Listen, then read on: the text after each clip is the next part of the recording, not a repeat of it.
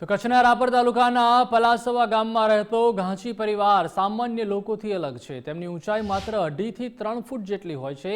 તેના કારણે પરિવારને ગુજરાન ચલાવવું મુશ્કેલ પડે છે। ઘરમાં આરીફભાઈ તેમના માતા-પિતા સહિત 6 સભ્યો રહે છે।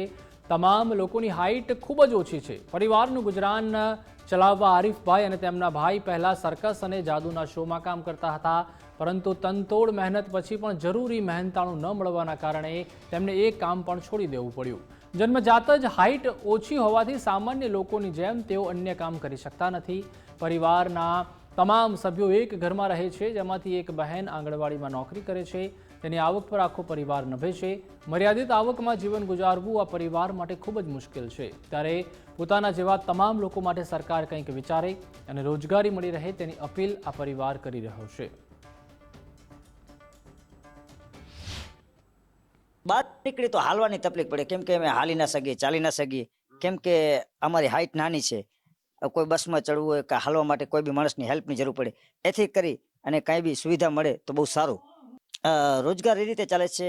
મારાથી એક મારો મોટો ભાઈ છે, એ શાકભાજીની ફેરી કરે છે અને એ અમને સપોર્ટ આપે છે, અને ભાઈ ને ભાભી। મારા 2 ભાઈ અને 3 બહેનો, અમે ઘરની અંદર 5 ભાઈઓ નપંગ છીએ, એક મારા પપ્પા છે।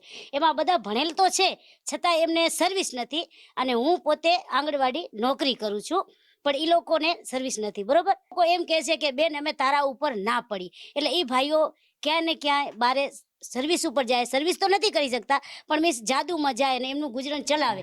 એ એમ કે બેન તારા ઉપર અમે મોથા જ ન રહી, અમારે પણ જિંદગીની અંદર કામ કરવું પડે, જાત મહેનત જિંદાબાદ।